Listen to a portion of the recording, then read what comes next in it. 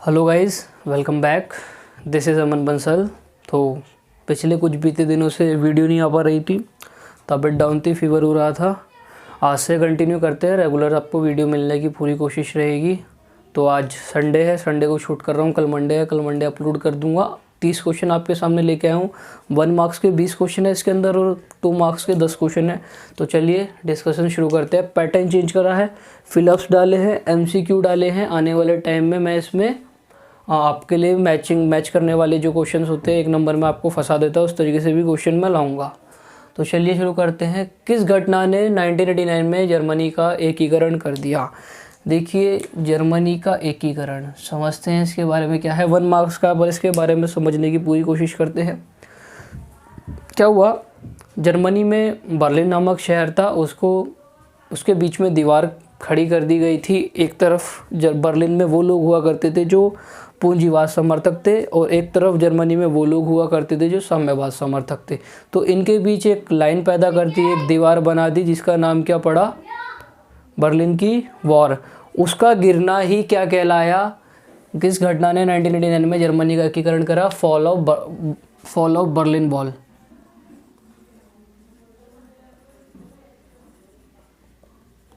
जो जर्मनी की बर्लिन के अंदर जो दीवार बनाई गई थी 1989 में, उसको गिरा दी गई। देखिए, आपकी NCERT में जिक्र नहीं है कि इस दीवार को गिराने में जो प्रथम कदम उठाया गया, जो प्रथम इसकी जो नींव हिलाई गई, वो किसके द्वारा हिलाई गई थी? उसका नाम है गुंटस गोवोकिस।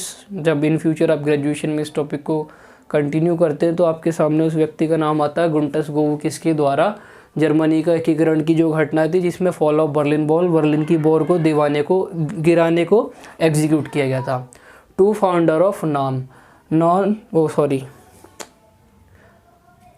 गुट निरपेक्ष आंदोलन, नॉन अलाइनमेंट मूवमेंट के 2 फाउंडर्स के नाम बताने हैं। आप पहले तो जानते ही है, भारत के माननीय प्रथम प्रधानमंत्री पंडित जवाहरलाल नेहरू, डॉक्टर सुकर्णो भी थे और कमाल अब्दुल नासिर भी थे। इंडोनेशिया के भी थे। पंडित जवाहरलाल नेहरू, डॉक्टर सुकर्णो, कमाल अब्दुल नासिर, जोसेफ ब्रांस टिटो, एक व्यक्ति और थे। इन शुरुआत में 3 के द्वारा गुट निरपेक्षता की नींव रखी गई थी। बाद में ये 5 इसके संस्थापक देश कहलाए। और जो इसकी स्थापना हुई नॉन अलाइनमेंट मूवमेंट, गुट निरपेक्षता आंदोलन 1956, बांडुंग सम्मेलन पहला 1961 में इसका पहला समिट हुआ, जिसे अफ्रो एशिया सम्मेलन भी बोला जाता है। देखिए, असम से अलग कर कौन सा राज्य बनाया गया? किस राज्य को? अकॉर्डिंग टू ऑप्शन के अकॉर्डिंग जाना है। मेघालय, सिक्किम, मणिपुर, त्रिपुरा। कौन सा ऐसा राज्य है जिसे असम से अलग करा गया? तो इसका जो हमारा राइट आंसर है वो है मेघालय। मेघालय को असम से निकाला गया था। अगर आप वीडियो कंटिन्यू यहाँ तक देख चुके हैं तो आपको कमेंट में बताना है कि मेघालय को अलग कब किया गया था। ये आपका होमवर्क कह लीजिए। आगे बढ़ते हैं। अपने आप को छुपा ले, इस नीति से क्या अभिप्राय है? देखिए, क्या हुआ, जब शीत युद्ध का दौर चल रहा था तो हमारे सामने कुछ इस प्रकार की चीज़ें थी, जैसे कि या तो साम्यवाद में चले जाओ या पूंजीवाद में चले जाओ, या फिर एक थर्ड ऑप्शन निकल कर आया जिसे कहा गया पूंजीवाद का ऑप्शन, गुट निरपेक्षता का ऑप्शन। तब ऐसी चल रही है। गुट निरपेक्षता का ऑप्शन निकल कर आया, जिसने इन और लोगों को और देशों को ऑप्शन दिया कि अगर आप साम्यवाद में नहीं जाना चाहते या पूंजीवाद में नहीं जाना चाहते तो आप एक स्वतंत्र राष्ट्र के रूप में अपनी स्वतंत्र नीति रखकर विकास कर सकते हैं, जिसे गुट निरपेक्षता बोला गया। उसी समय एक नीति और थी, अपने आप को छुपा लेने की नीति, यानी उस देश से दूर रहना और अपना चुपचाप छुपकर विकास करते रहना, अपने आप को छुपा लो की नीति कहलाया। बड़े देशों से, महाशक्तियों से दूर रहकर छुपकर अपना विकास करने वाली नीति को ही क्या बोला गया? अपने आप को छुपा लेने की नीति बोला गया। आसियान शैली क्या है? देखिए, आसियान मैं काफ़ी अपने प्रीवियस वीडियोस में कंटिन्यू कर चुका हूँ, आपको बता चुका हूँ कि आसियान की जो फुल फॉर्म है वो है association of south east Asian nation. इसकी अपनी एक शैली थी, इसे आसियान वे बोला गया है, जिसके अंदर बात क्या है? अनौपचारिक, टकराव रहित, सहयोगात्मक, मेल मिलाप की नीति को फॉलो अप करना ही आसियान शैली कहलाया। अनौपचारिक, टकराव रहित, सहयोगात्मक, मेल मिलाप की नीति को ही क्या कहा गया है यहाँ पर? आशियान शैली का नाम दिया गया है। भाग्य वधू से चिर प्रतीक्षित भेंट क्या है? 1 मार्क्स में बताऊं तो इसका एक सीधा सा उत्तर बनता है भाग्य वधू से चिर प्रतीक्षित से हमारा मतलब है क्या नाम है, ये क्या है? ये एक भाषण है जो पंडित जवाहरलाल नेहरू के द्वारा 14-15 अगस्त की मध्य रात्रि और 1947 जब हमारा देश आज़ाद हुआ उस दिन इस भाषण को दिया गया था। पर अगर मैं इसके अर्थ के बारे में बताऊं, भाग्य वधू से चिर परिचित भेंट, जो हमारी भाग्य वधू यानी जो हमारे भाग्य में लिखा होता है उसके अनुसार जो हमारी वधू है यानी हमारे को जो प्राप्त हुई है आज़ादी, उससे एक भेंट, उससे एक मुलाकात इस भाषण का सारांश था, जहाँ पर गांधी जी ने लाल किले पे अपनी भारतीय जनता को संबोधित किया था। तो ये था भाग्य वधू से चिर प्रतीक्षित भेंट क्या है, एक भाषण जो पंडित जवाहरलाल नेहरू के द्वारा लाल किले के ऊपर दिया गया था।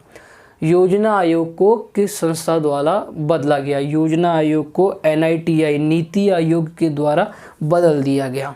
ठीक है,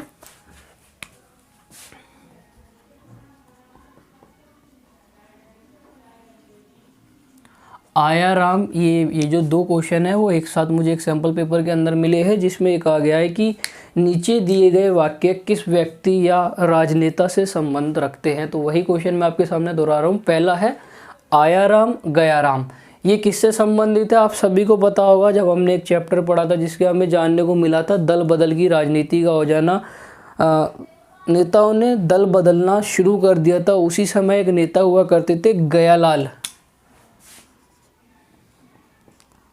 उन्होंने एक ही दिन में लगभग 3 से 4 बार अपने दल को बदला, पैसे के लालच में कह लीजिए, पद के लालच में कह लीजिए।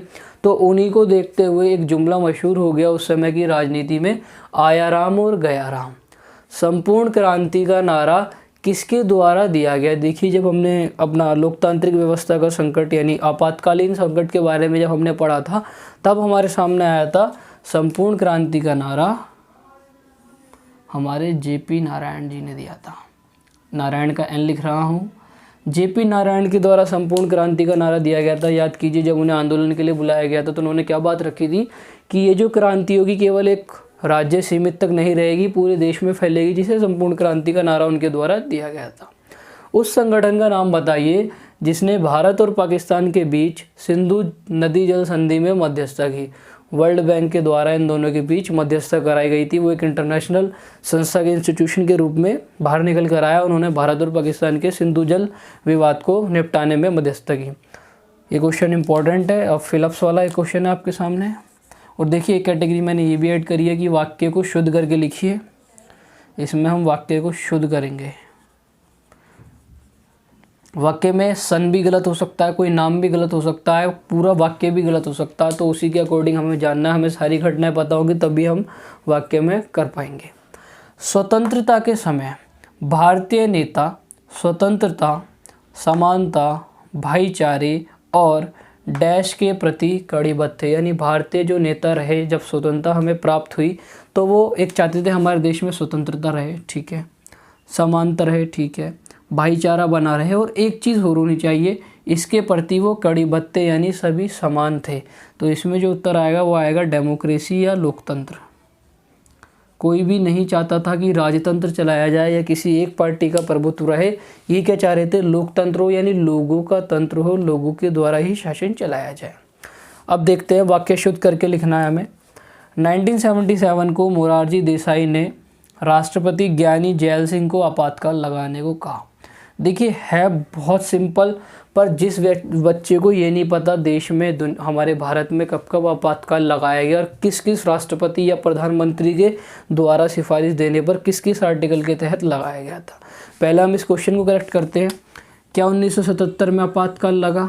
जिसने पढ़ा होगा उसे पता होगा नहीं लगा था। ये लगा था 25 जून 1975 को। चलो जी, क्या मोरारजी देसाई ने लगाया था? नहीं लगाया था, इंदिरा गांधी जी के द्वारा लगाया गया था, ठीक है। राष्ट्रपति ज्ञानी जैल सिंह तो नहीं थे, वो फ़कीरुद्दीन अली अहमद थे, उनके द्वारा ये राष्ट्रपति से सिफारिश करके ये लगवाया गया। तो इसको हम ठीक कैसे करेंगे? 25 जून 1975 को इंदिरा गांधी के द्वारा आर्टिकल 352 के तहत राष्ट्रपति फ़कीरुद्दीन अली अहमद के द्वारा आपातकालीन लगाने को कहा गया। तो इस तरीके से क्वेश्चन आपके पेपर में आएंगे। 1 मार्क्स का क्वेश्चन है, ये नहीं कि आप बिल्कुल ही आपको इजी दे दिया जाएगा। जैसे मैं लास्ट वीडियोस में आपको फुल फॉर्म्स करा रहा था, फुल फॉर्म्स में अब भी कराऊंगा, पर वेरिएशन हम धीरे धीरे लाते रहेंगे और चीज़ों को समझते चलेंगे। आगे बढ़ते हैं अपने और क्वेश्चनों की तरफ। नीति आयोग की फुल फॉर्म। लास्ट वीडियो पूरी की पूरी NITI Aayog versus planning commission योजना आयोग के ऊपर थी। आई होप आप सभी को पता होगी। फिर भी NITI Aayog national institute for transforming India. Next, NITI Aayog कब बना? नीति आयोग बना था 1 जनवरी 2015। नीति आयोग के अध्यक्ष प्रधानमंत्री होते हैं। पहले कौन थे? नरेंद्र मोदी। वर्तमान के प्रधानमंत्री भी माननीय नरेंद्र मोदी हैं। नीति आयोग बनाने की घोषणा कब करी गई? देखिए, नीति आयोग बनाने की घोषणा जो करी गई थी 15 अगस्त 2014 को कर दी गई थी कि हम क्या करेंगे, प्लानिंग कमीशन को ख़त्म करके नीति आयोग को बनाएंगे, उसका विस्थापन करेंगे। मित्र राष्ट्र में कौन कौन से राष्ट्र शामिल होते हैं? फिलअप्स में भी दे सकता है, मैच में भी दे सकता है। मित्र राष्ट्र को मिलाइए तो USA, USSR, France and Britain, ये 4 राष्ट्र अपने मित्र राष्ट्र में हुआ करते थे। गांधी परिवार के अंतिम प्रधानमंत्री प्राइम मिनिस्टर कौन रहे? राजीव गांधी जी। सीमांत गांधी के नाम से कौन से विदेशी भारतीय भारत में विख्यात रहे? तो सीमांत गांधी के नाम से खान अब्दुल गफ्फार खान।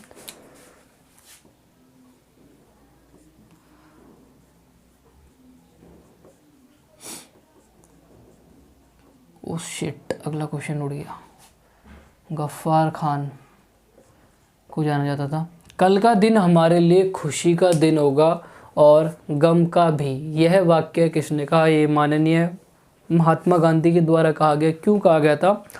जिस दिन हमारी को आज़ादी मिली, साथ में क्या आया? बंटवारा। भारत और पाकिस्तान 2 टुकड़े कर दिए गए। तो इसलिए गांधी जी ने क्या बोला कि जो कल का दिन है यानी 15 अगस्त, मतलब 15 अगस्त जो है हमारे लिए खुशी का भी दिन होगा, परंतु साथ में दुख का भी दिन होगा। भारत के 2 टुकड़े कर दिए जाएंगे। 1 मार्क्स के 20 क्वेश्चन हमने कंप्लीट कर लिए हैं। 2 मार्क्स के 10 क्वेश्चन है, देखते हैं। यूएनओ के 2 उद्देश्य बताइए। देखिए, एक अंतर्राष्ट्रीय संस्था बनाई गई यूएनओ, यूनाइटेड नेशन ऑर्गेनाइजेशन, जिसके 2 उद्देश्य पूछे हैं। पहला है शांति स्थापना करना, और इसका एक मुख्य उद्देश्य जो इसके बनने के पीछे का कारण बना कि जो अगला विश्व युद्ध है वो ना हो। 2 विश्व युद्ध हो चुके थे, 1939 से 1945 सेकेंड वर्ल्ड वॉर चला। उसी के अंदर यूएनओ की स्थापना हो गई अक्टूबर 1945 के अंदर। तो इन्होंने क्या बात रखी कि अब आने वाले वक्त में किसी भी तरीके का युद्ध नहीं होगा, वर्ल्ड वॉर नहीं होगा। तो शांति स्थापना, आने वाले युद्धों को रोकना, देशों में एकता बनाना, सहयोग रखना, इस प्रकार के यूएनओ के उद्देश्य रहे। गुट निरपेक्षता में अल्प विकसित देशों को महत्व या इतना महत्वपूर्ण दर्जा क्यों दिया गया? भाई देखिए, उस समय भरे फले फूले देश भी हुआ करते थे, अन्य प्रकार भी देश हुआ करते थे, पर जब गुट निरपेक्ष आंदोलन चलाया जा रहा था तो उसमें केवल अल्प विकसित देशों को कैटेगराइज करके उनके लिए ये क्यों बना?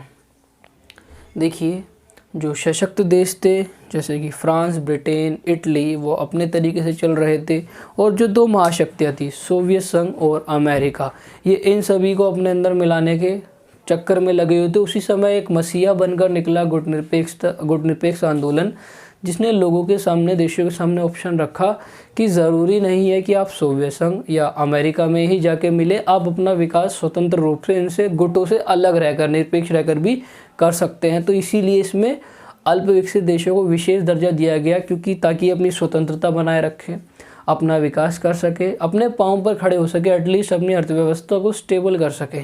महाशक्ति तो नहीं बन पाएंगे एकदम से, क्योंकि वो पहले के आज़ाद देश हैं, अभी हाल फिलहाल में आज़ाद हुए थे जितने भी गुट निरपेक्षता में शामिल थे। तो यही कारण था इसका। गुट निरपेक्षता का अर्थ तटस्थ या बराबर दूरी नहीं है। देखिए, गुट निरपेक्षता का अर्थ क्या है? गुटों से दूरी बनाना, पर इसका जो अर्थ है वो तटस्थता नहीं है या बराबर दूरी नहीं है। देखिए, तटस्थता का मतलब होता है युद्ध में शामिल ना होने की नीति।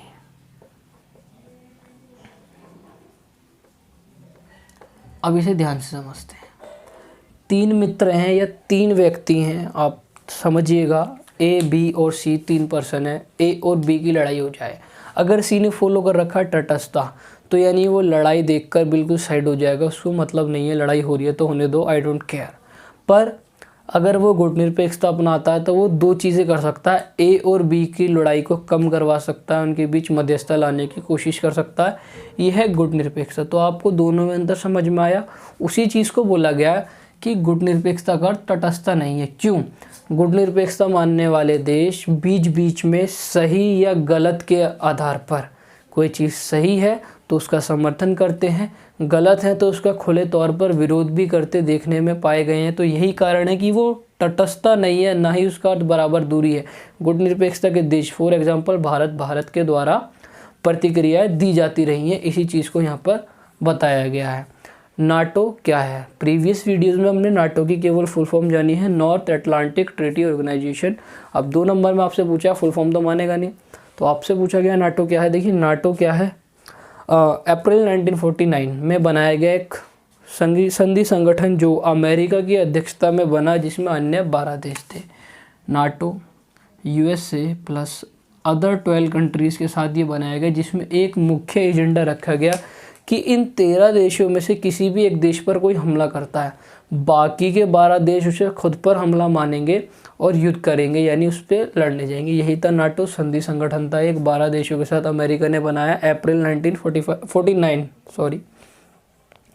विकास का पैमाना किसे माना जाता है? विकास का पैमाना वेस्टर्न कंट्रीज़ को माना जाता है। क्या होता है विकास का पैमाना? एक देश पश्चिमी देशों से अपनी व्यवस्था, अपना समाज, अपनी राजनीति की तुलना करता है, अपनी अर्थव्यवस्था GDP की तुलना करता है और देखता हमारा विकास कितना हुआ। फॉर एग्जांपल अमेरिका ने इस साल $100 की जो है ग्रोथ करी, तो इंडिया या XYZ किसी देश ने ग्रोथ करी 10 या आप लगा लीजिए $40 की। तो इसी से अनुमान लगाया जाता है कि हमारा जो विकास है कितना हो रहा है, इसी चीज़ को विकास का पैमाना माना जाता था। प्रतिबद्ध न्यायपालिका क्या है? देखिए लोकतांत्रिक व्यवस्था के संकट से लिया गया क्वेश्चन है। हाँ, इसका मतलब होता है वो न्यायपालिका, जैसे कि हमारे देश में न्यायपालिका है वो स्वतंत्र होती है, परंतु इसका जो अर्थ है, इसका अर्थ निकलता है वह न्यायपालिका जो सरकार की नीतियों के अनुसार अपने कार्यों का अनुसरण करती है, प्रतिबद्ध न्यायपालिका कहलाती है, यानी अपने फैसलों के लिए स्वतंत्र नहीं है। नियोजित विकास क्या है? विकास करने के लिए नियोजन करना नियोजित विकास कहलाता है, जिससे कि उद्देश्य की प्राप्ति में आसानी रह सके, चरणबद्ध तरीके से उद्देश्य को प्राप्त किया जा सके। सिंडिकेट क्या है? सिंडिकेट देखिए, जब कांग्रेस का विभाजन हुआ या कांग्रेस के वो नेता जो एक्सपीरियंस में भी वरिष्ठ थे, उम्र में भी वरिष्ठ थे और कांग्रेस के साथ आज़ादी के समय से बने हुए थे, उस दल को या उस समूह को सिंडिकेट बोला गया। सिंडिकेट को लीडरशिप या सिंडिकेट के अध्यक्ष किसे कहा गया है? के कामराज। आप सभी को याद होगा इंदिरा गांधी को प्रधानमंत्री बनाने वाली घटना में के कामराज के द्वारा समर्थन था, परंतु जो भी थी स्थिति उस समय की। अमूल या ऑपरेशन फ्लड क्या है? Amul Anand milk union limited, operation flood श्वेत क्रांति, दूध की उत्पादकता को बढ़ाने के लिए भारत में की गई क्रांति ऑपरेशन फ्लड कहलाई। अमूल का बहुत बड़ा योगदान रहा। आनंद गुजरात का एक गांव है, आनंद मिल्क यूनियन लिमिटेड, और फादर ऑफ ऑपरेशन फ्लड या श्वेत क्रांति के अपने Verghese Kurien.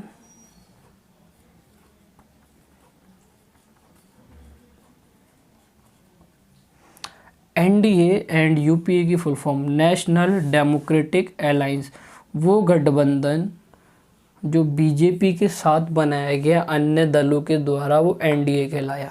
UPA union progressive alliance, संयुक्त प्रगतिशील गठबंधन जो कांग्रेस के साथ मिलकर दलों ने बनाया, ये BJP के साथ मिलकर दलों ने बनाया था। तो ये थी आज की हमारी वीडियो। आप लोग पढ़ते रहिए, अपना कंटिन्यू रखिए स्टडीज़ को। मैं वीडियो कंटिन्यू करने की कोशिश करूँगा। 30 क्वेश्चन और हो गए हैं, आने वाले 1-2 दिन में, आज 27 दिसंबर है, मैं आपको आपका स्टडी प्लान दूंगा। छोटा सा 4-5 मिनट की वीडियो होगी, पर हाँ मैं आपको बता दूंगा विद इन अ मंथ आप अपने सिलेबस को ट्वाइस कैसे रिवीजन कर सकते हैं, टेस्ट पेपर किस तरीके से लगा सकते हैं, बेनिफिट रहेगा आपके लिए। तो आप इस वीडियो को देख चुके होंगे। All the best, stay tune, bye.